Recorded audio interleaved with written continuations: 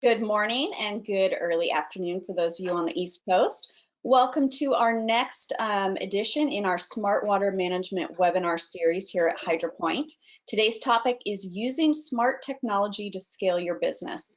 My name is Meg Mason. I'm Senior Director of Marketing at HydroPoint. A couple logistics here is we are going to be recording this webinar. So anyone that has registered for the webinar will get a copy of this recording afterwards. And during the webinar, at any time, if you have any questions for our special guest, feel free to enter those questions into the questions section of that control panel on your computer. Other than that, I'm going to go ahead and start by introducing our two hosts here. We have Ben Slick, who is the Senior Vice President of Business Development at HydroPoint.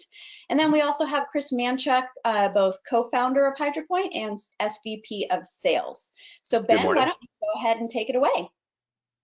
Thanks, Meg, and welcome everybody. This is HydroPoint Data Systems, and we are the makers of WeatherTrack, which is a cloud-based central control system to manage irrigation.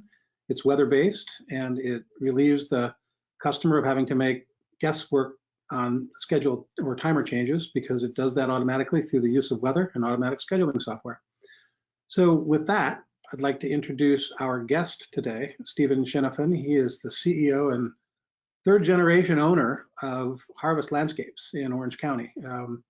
Started in this business at the age of 17 and has learned the best practices from grandpa and his dad, and has kind of evolved this business more away from traditional landscape maintenance into a 21st century, services firm. And we'd like to just talk to him a little bit today about business and its technology's impact in his business, the things he's done to grow it. And with that, Stephen, welcome, and introduce yourself to the audience and tell us about Harvest.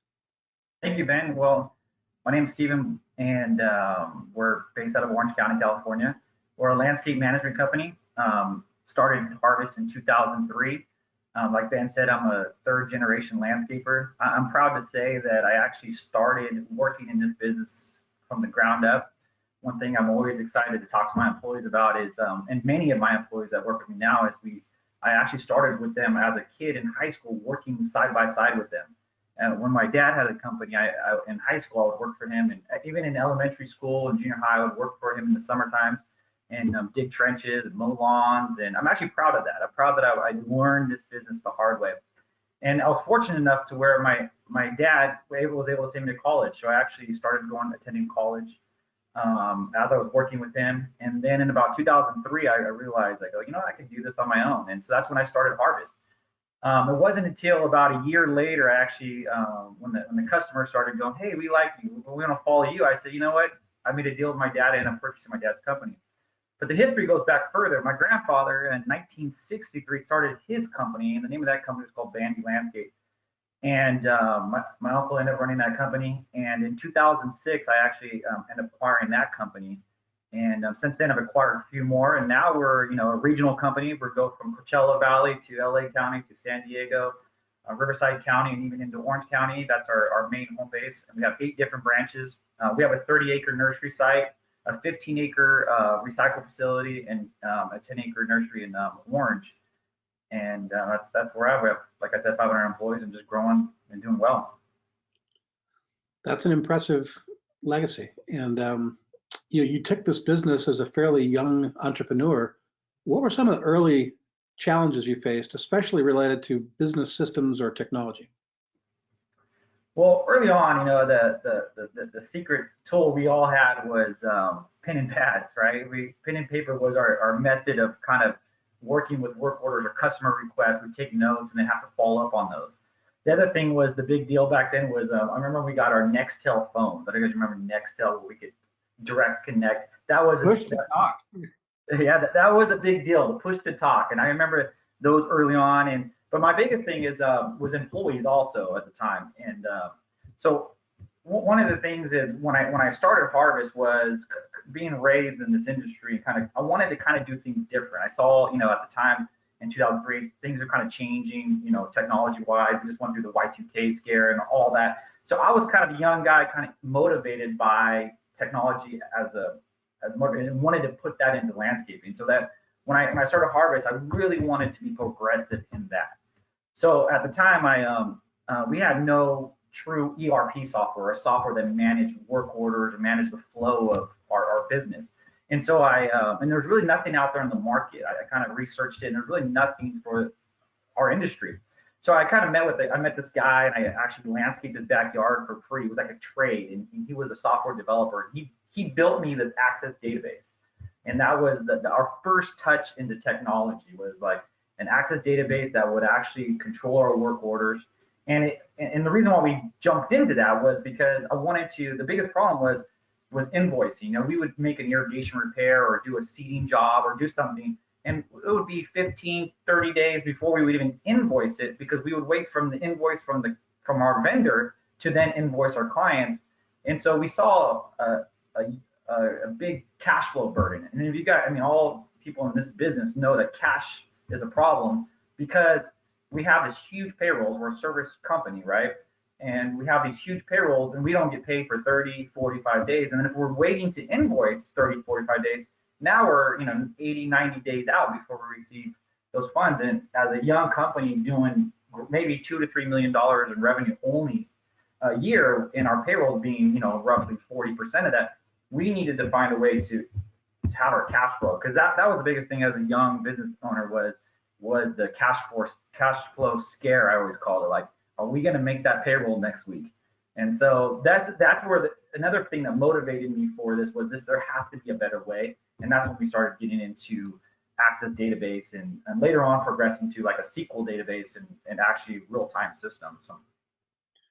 So you start just using technology to improve cash flow, which definitely lets you sleep better at night. As an entrepreneur, I've been there. Everybody worries about every 2 week making payroll, because you don't want to have to face those families. So necessity becomes the driver for that.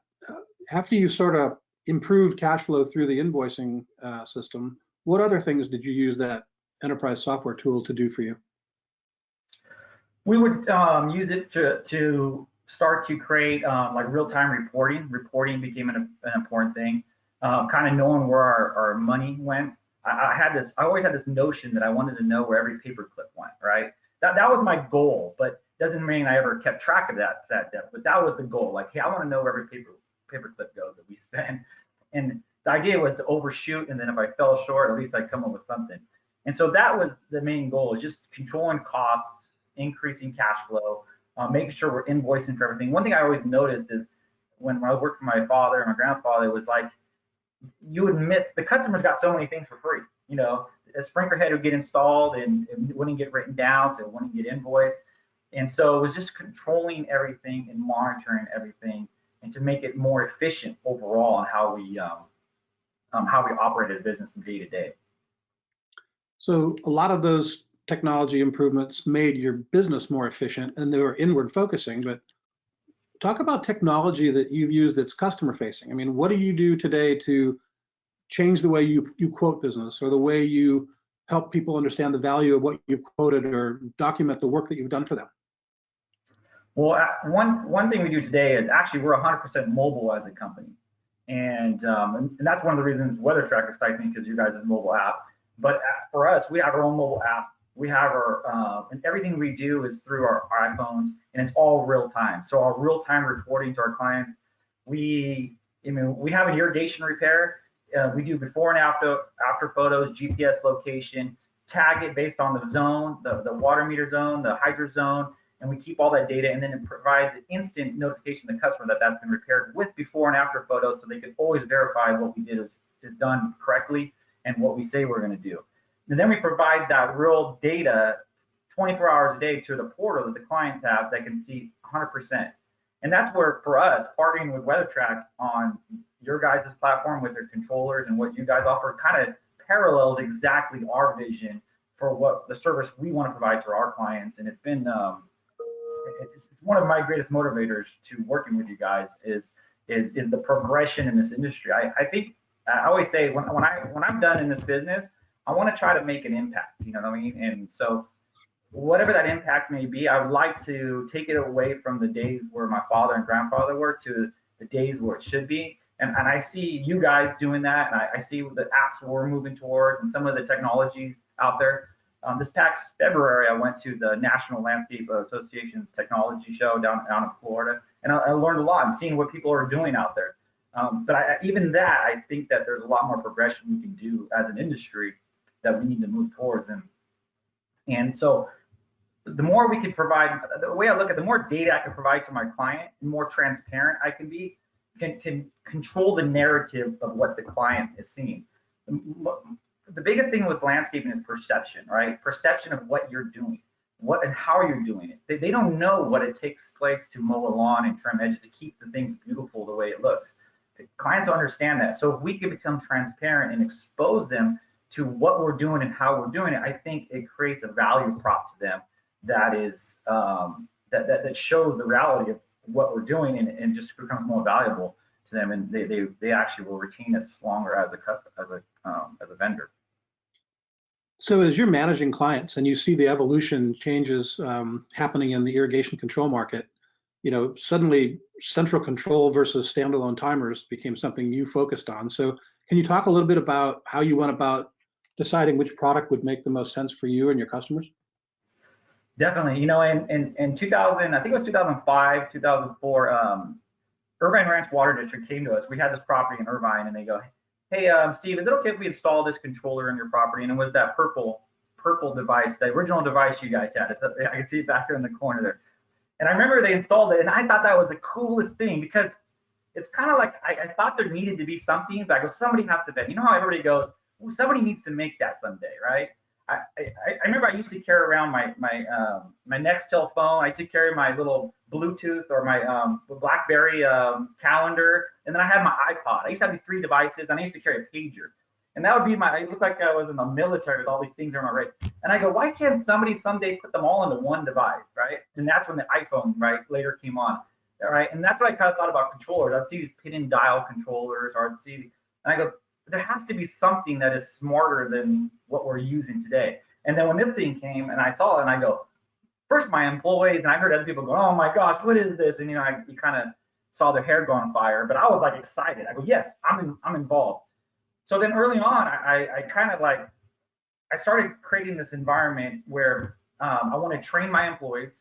I want to run with this. I kind of want to be a pack. And actually, it excelled me as a company because I remember back then, a lot of the big local competitors were kind of kiboshing. You know what I mean? Oh, it doesn't work. The technology's not there, whatever it may be. And I was out there toting the flag, saying, no, this stuff is great. I'm all for it. And we used to do these Get Smart. I called them the Get Smart Water Conservation training seminars. And we used to do them at our offices. We used to bring Tom Ash used to speak on when Tom Ash was with you guys, and Gary Brown from Orange County Coastkeeper. We had from MoDOC, people would come talk. And the whole thing was to educate people on why these controllers would be the best fit for the community and how they work. And I remember through that, we started building a lot of clientele. And that was early in 2000, I think it was 2006, 2007. And so I really dove into it because, one, I think people misunderstand the controller at the time. And for me, I don't look at it as a controller as a benefit to the customer. I actually look at it as a benefit to us. And so it's not only the water savings and the water savings that it provides, but for us as a company, it's the labor savings. Labor is more expensive than water will ever be. And the escalation of that will always be greater, right? So as a company, yes, I'm all for water savings and I believe in that. And that's one of the main reasons. But another main reason for us is the potential labor we could save. I always tell clients, I go, don't buy a smart controller because of the water savings. You buy a smart controller because I can't change your controllers every single day. If you have 24 controllers and I have to change, and it takes me an hour per controller, I have to be there 24 hours a day changing your controllers.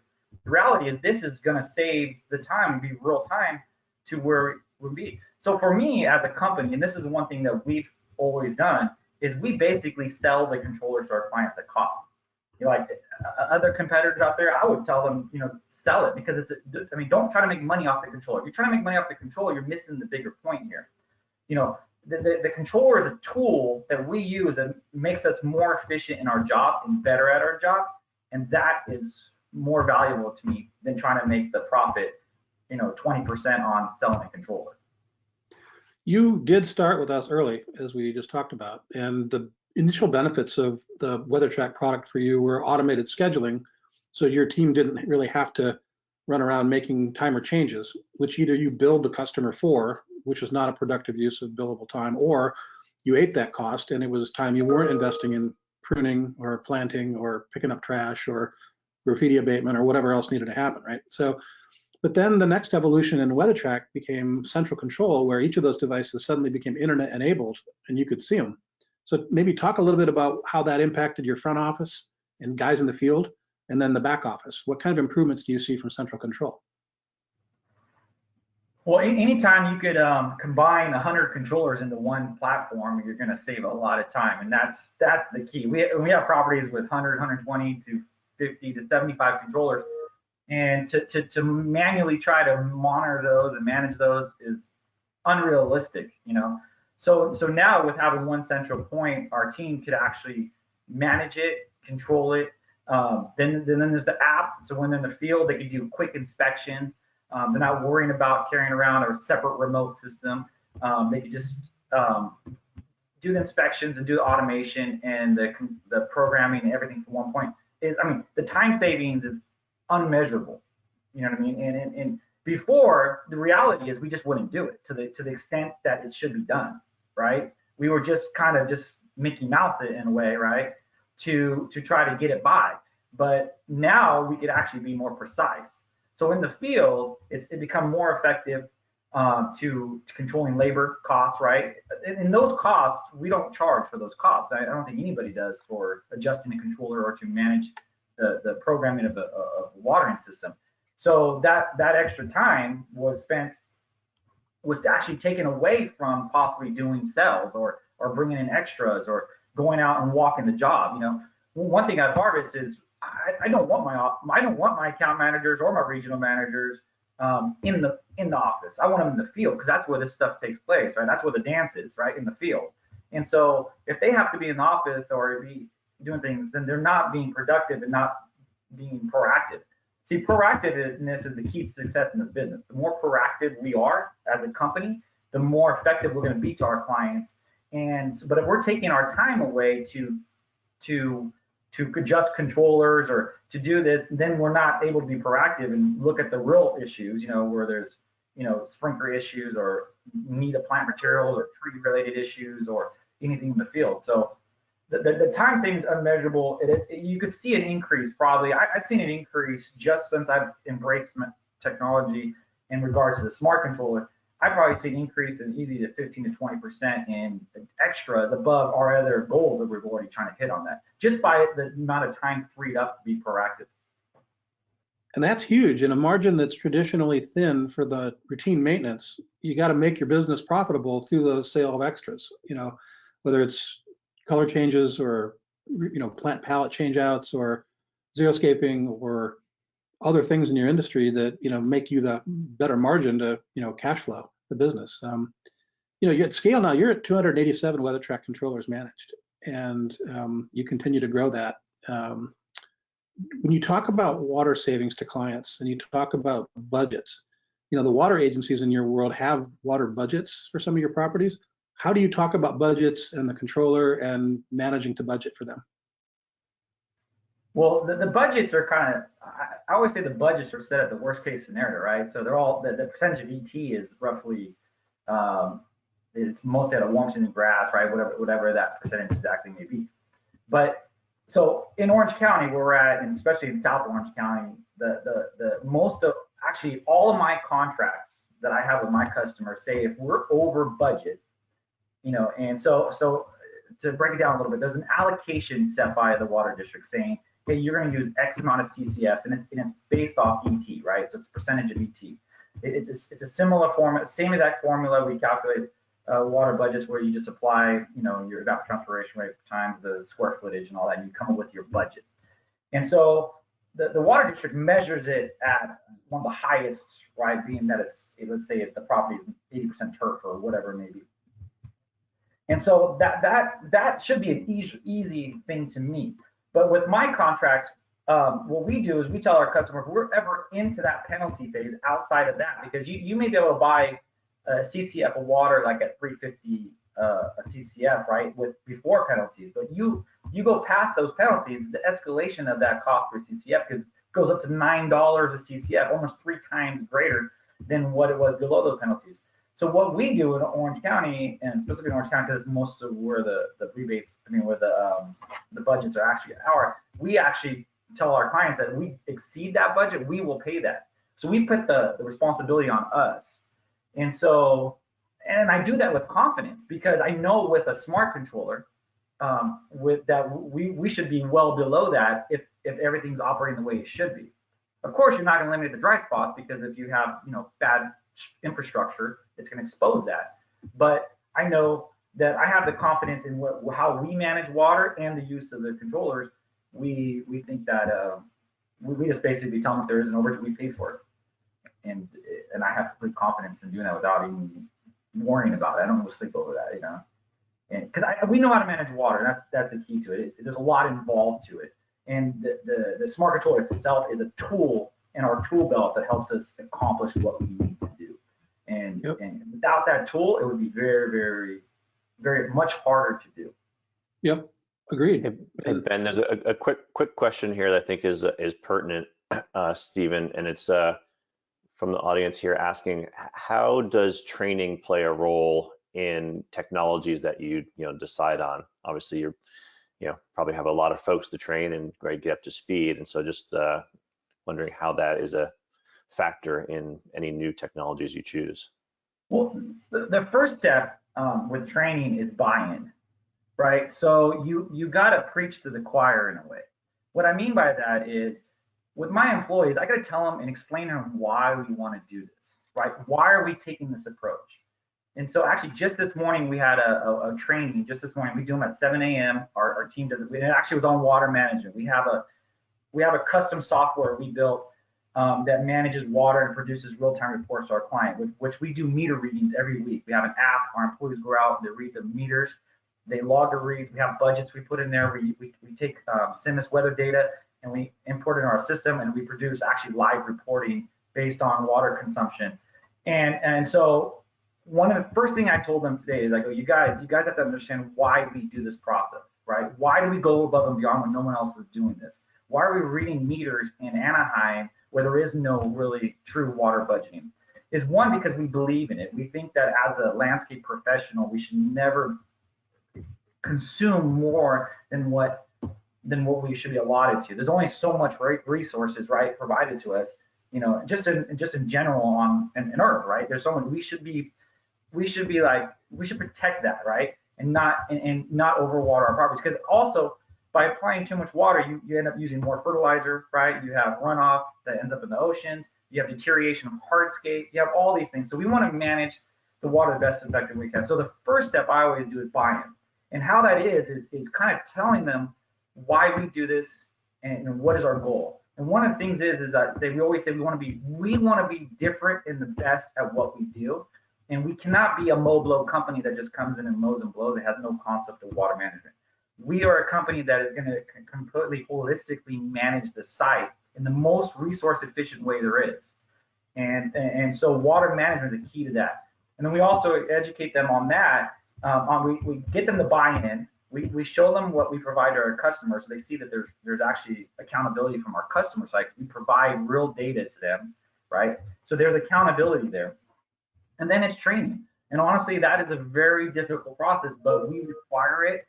It's ongoing. Do not be afraid to pay for it. I think sometimes early on, I was trying to fit it into, instead of doing it like on a Saturday or after hours, right? We have to pay overtime. I would try to fit it into the workday and just don't get the buy-in from the employees. So training became like one of the most important things to do and require. And we started the training on this 15, 16 years ago with our employees. And if you guys, we use Tony Monzone. I know this is a little plug for her. She does all of our in-house training. We exclusively hire her to do all of everybody's required, from our lead technician, which is a foreman, and most people call them foreman, I call them lead technicians, all the way up are required to go through the certification process with Tony and her team in training.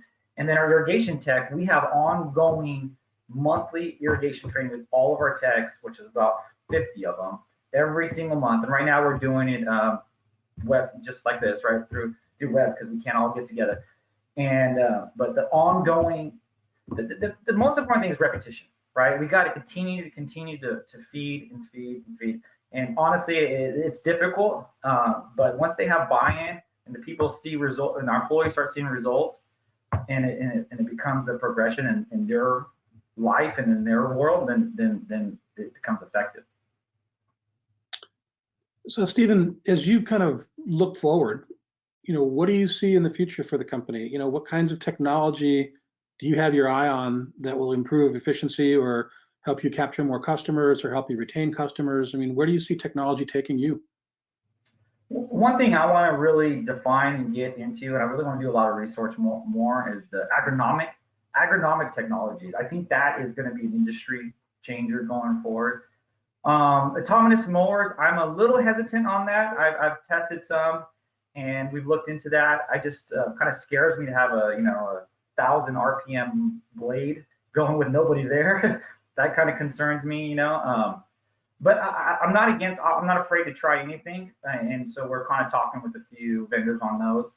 For us, we really want to get into the site data analysis and really understanding the property, into the depth of it, the detail, and then producing true like Six Sigma type maintenance rotations down to a coordination of, agronomics, efficiencies, and using true path of motion, possibly with an organic touch. And that's really where we want to go. I kind of want to become really resource efficient. So in the technologies of organically, I always say that chemicals and some of the stuff out there is somewhat of an excuse. I think that, with true plants and true maintenance, and it comes down to obviously right plant, the right location, that we could actually manage sites without using a bunch of harsh chemicals. And I think that's where we want to go. And then also using site data analysis with the technology piece we have. Just to give you guys a little insight, Harvest, we spend probably about $500,000 a year in technology investment.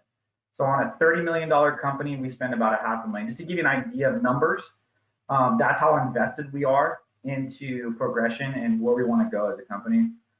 We have on staff about 7 full-time software developers, 2 iOS developers, which is all Apple developers. Are you guys aware of that? So we're committed to this and where we want to go. We have some amazing things on the horizon that I'm just looking forward to. And actually, there's some other things that I can share here, but that I'm actually really excited about, and that I think that's going to be really effective. And like I said, I'm 41 years old. I started this company in 2003.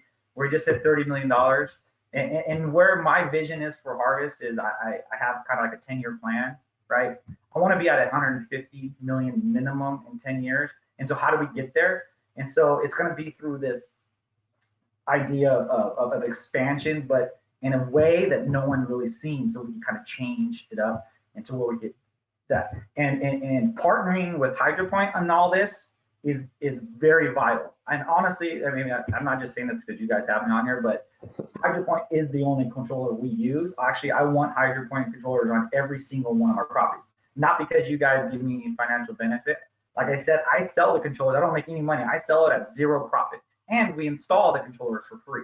Why? Because on the back end of it, we save so much time and so much money in the production. And then getting to the point where we want to be as a company, how efficient we want to be, we got to have a technology like this.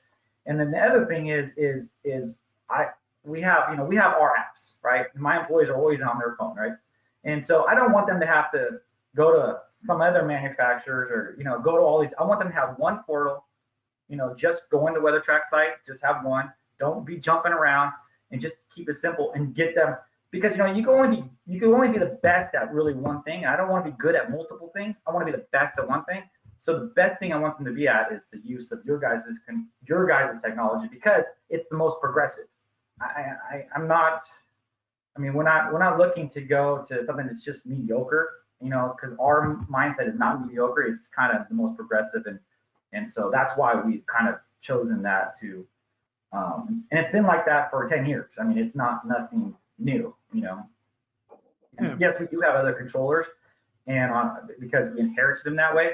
But and they do frustrate me. They do frustrate my team.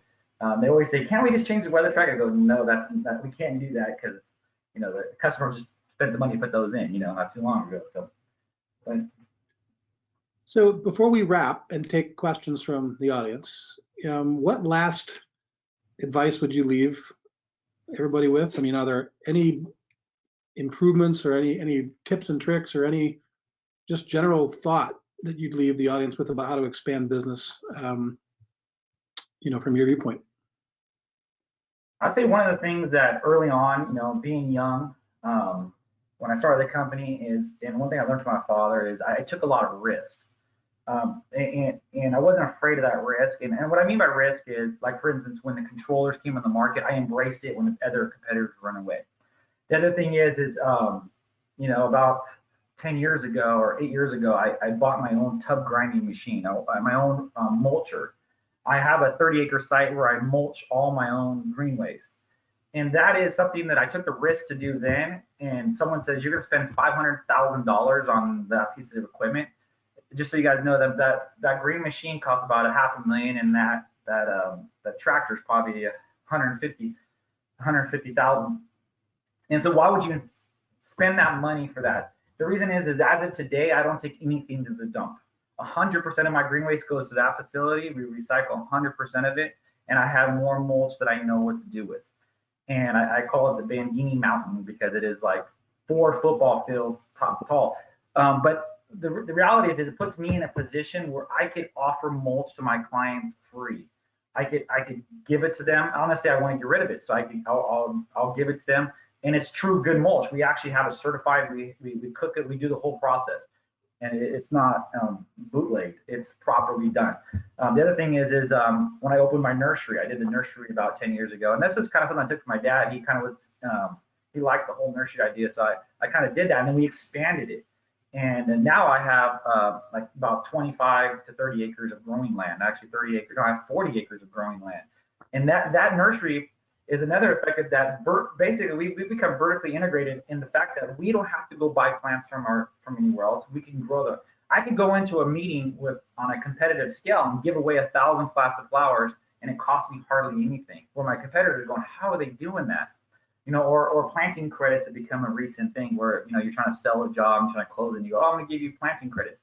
I already own the material. I own everything. Now we have the ability to contract grow for our clients. So we have specific clients where, they buy X amount of plants, a certain species of plant, and we grow all that. So it's all available. We control the quality, we control the pricing. We don't have to worry about if it's going to go up next month or next year. Because that's the thing with dumping and these fertilizers and things with the fuel cost and different things that happen, pricing goes up.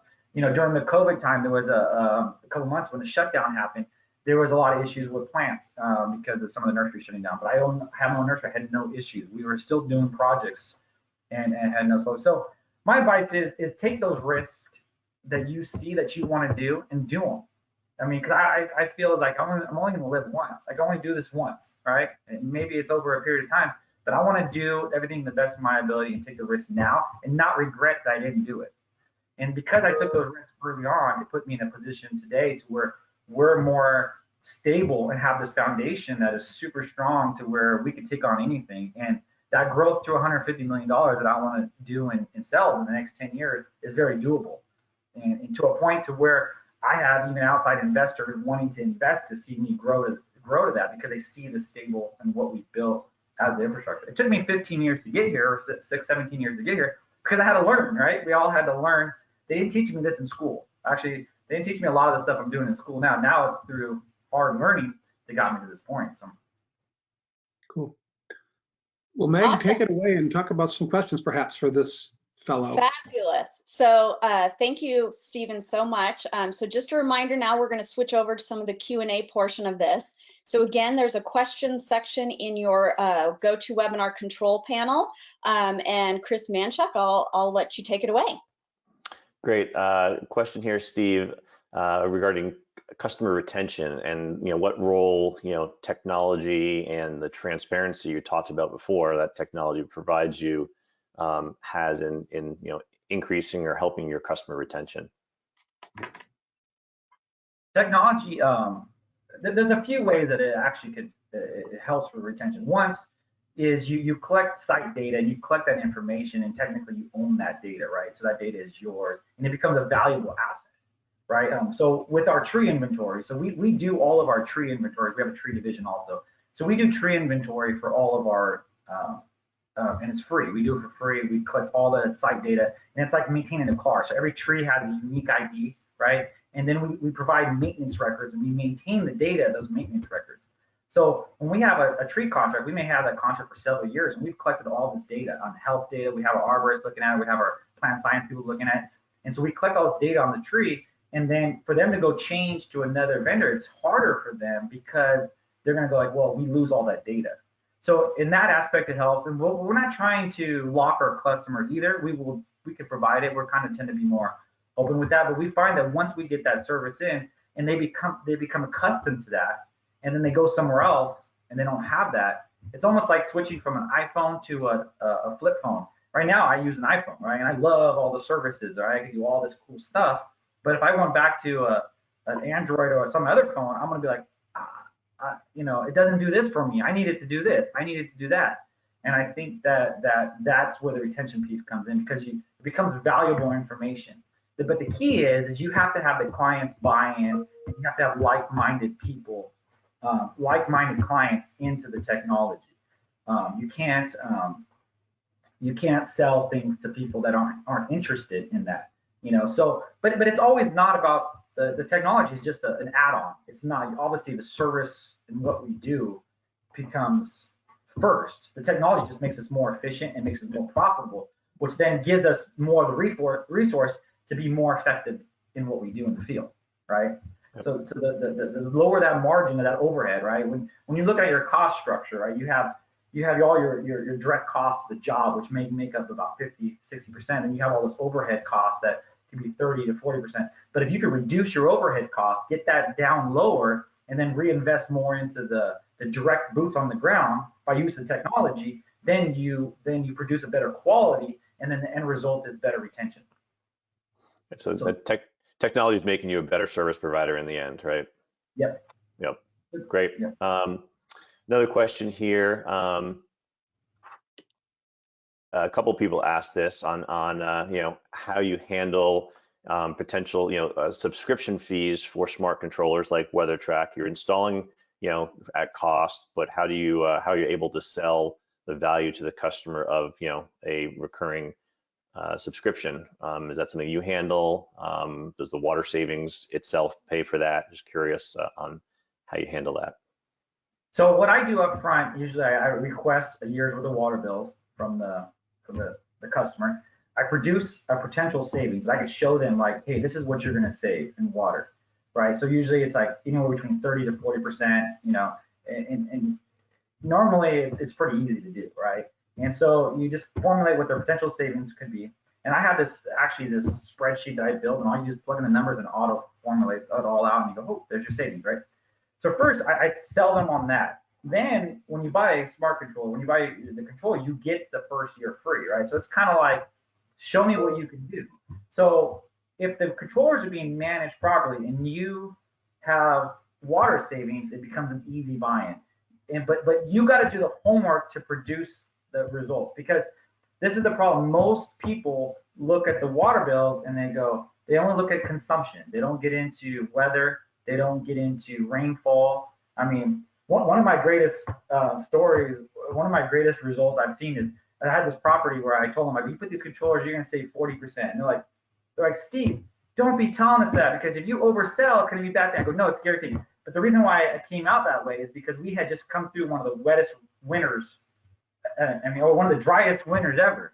And so I knew that there was no rainfall. I forget what year it was, about a couple years back when we had no rain. And I know their water usage is going to be way high. So it was like an easy sell at that point, kind of playing to their assumption. But on my side, so on the other side, I always have to, I take that same data from the next year, and I kind of just throw the weather data in, throw the rainfall in, and you kind of formulate where they actually saved compared to the previous year, and based on our projection, and then it sells itself. And usually I push them to do the 5-year, pre-buy on it. I do have clients too where if I do get kickback, I renegotiate the contract, and I've even some cases where I've absorbed the cost of it, and I absorb the cost and then I transfer it through my maintenance thing, so it doesn't look like. Our latest thing is we want to really want to have controllers on everything. So I'm even actually financing controllers at 0% interest for our clients, and we do that because that savings in labor is unmeasurable, and I think a lot of people miss that. And if you could reallocate that labor, it's kind of like the concept with direct reporting, right? So currently most maintenance companies they go to a central location, right? Then they load in their trucks and then they drive, right? So you have a 30-minute window where the guys are driving there and back, right? So that's about about an hour of work production time, right? But if you can have the guys direct report there, right, you just increase by an hour. But what are they doing for that hour? I mean, are they actually being productive? So if you're taking away the need to program controllers every week, right, you got to make sure your team is motivated to then sell or do other things that are going to bring in that additional revenue to increase. So, and the greatest source to producing revenue on a client is having high quality work. The higher quality work, the better trust you have, the more inclined the customer is to then trust you with then reinvesting in the property. Well put. A few more questions here. One I think you've addressed, but what's the typical water savings that you're seeing on your sites with with Smart Controller? About 30 to 40%. Okay.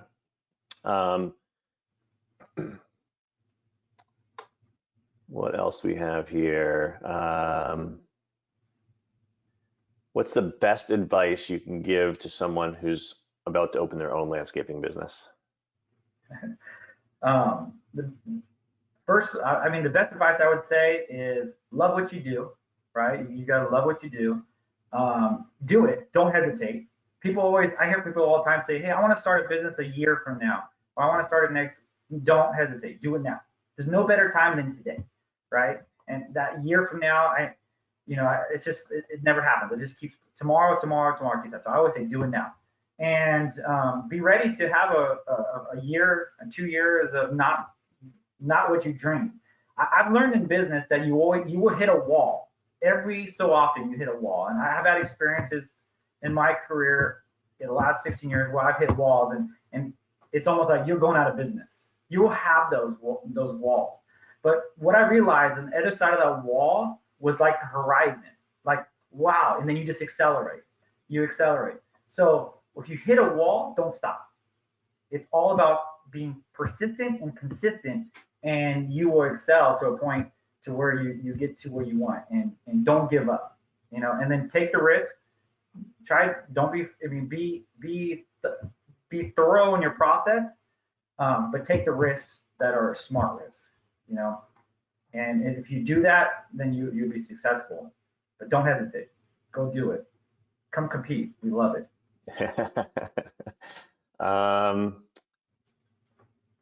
And last one here, related back to irrigation controllers.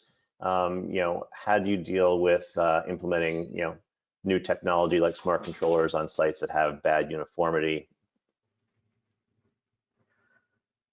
That's a tough one, in the fact that you're going to have to deal with the dry spots and the issues, but it becomes the easiest sell at that point. What I mean by that is I like to just install the controller. I don't like to wait. So I like to get them in the ground, get them operating. Because one of the things that when you install a controller, you have to do this site data, right? And everybody, I don't like to do this the quick, what's the type of nozzles, low shrub water, all the different criteria. When we do a site data analysis, we basically go in and collect as much data as possible. That way we can report back to the customer and say, hey, here's all your mixed use valves, here's your mixed use precipitation nozzles.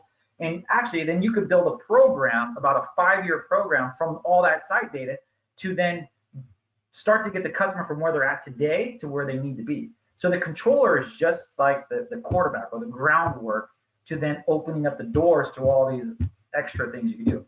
So I would not take the other approach. I would not try to fix the site first, then go to the controller. You want to put the engine in, then put the wheels on. So I would put the controller in the ground, and then, but communicate, because if you don't communicate, the customers are, why is there dry spots?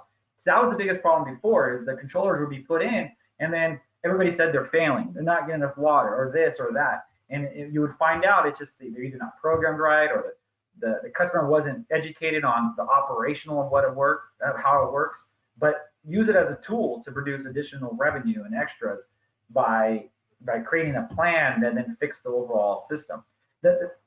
No one will argue with you about becoming more efficient and saving water, but you got to show them how it will be done, and then pencil it for them. Show them the return on investment. Show them how that works, and go after the rebates.